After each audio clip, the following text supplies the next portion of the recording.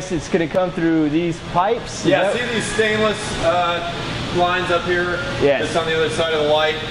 The chilled wort's getting pumped, the chilled aerated wort, I should say, pumped through there. We hook a hose up to that manifold, and then we can connect it to any one of our fermentation tanks. The wort goes in there, and then it sits for, we add the yeast to the fermenter. That's when it becomes beer. As soon as you add yeast, it ceases to be wort, and then it's beer. It's what we call green beer.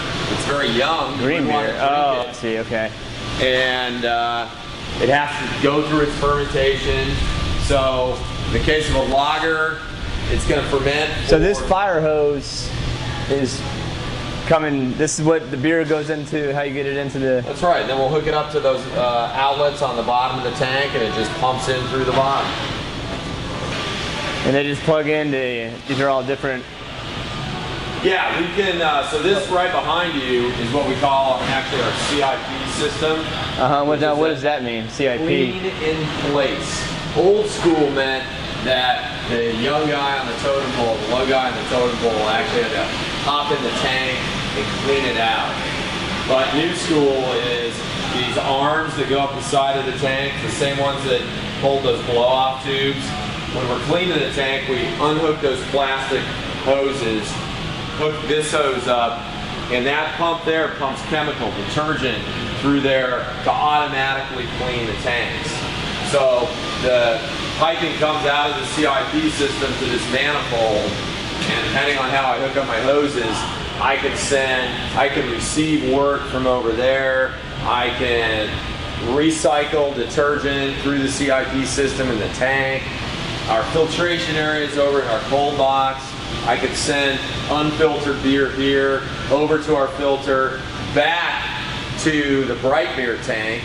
That's where the filtered beer goes into before it gets packaged into kegs or cans. We're actually going to start canning beer after the first of the year. Right now we're just doing kegs. We've got so much demand. Now why cans over bottles? Well, a few reasons. One, cans are actually better for the beer. There's no light. The enemies of beer, of course, are temperature, light, oxygen, age. Those are your primary, and of course, unwanted microorganisms. I was going to say, I mean, so you talked about the kegs. Now it sits in these fermentation tanks for how long before it goes into what I'm looking at now, the kegs? Well, remember, it sits in the fermentation tank. The primary fermentation on an ale is about 5 days. On a lager, it's about 12 days. Then we have aging periods, 3 weeks on an ale, 7 weeks on a lager.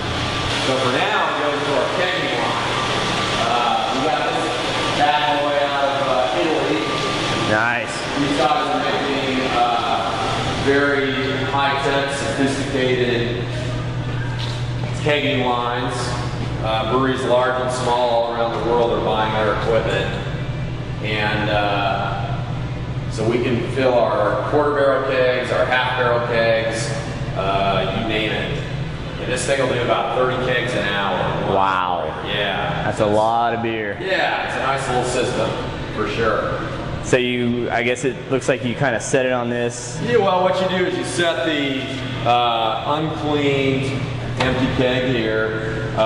This makes a seal with the top of the keg. Then it purges out with air any residual beer. Then it throws some hot water in there to rinse with. Then it throws, we use kind of an acid cleaner. It pumps that through there. Then it rinses it. Then you move it over to this head here. Same thing, engages there. It then pre-purges it with, sterilizes it with steam, then pre-pressurizes it with CO2, then it fills. When the keg's done, you slide it over, you flip it down, and then we park a pallet right there so the guy can just drop it and he doesn't have to lift it onto the pallet. It's a little more user-friendly, a little more ergonomic.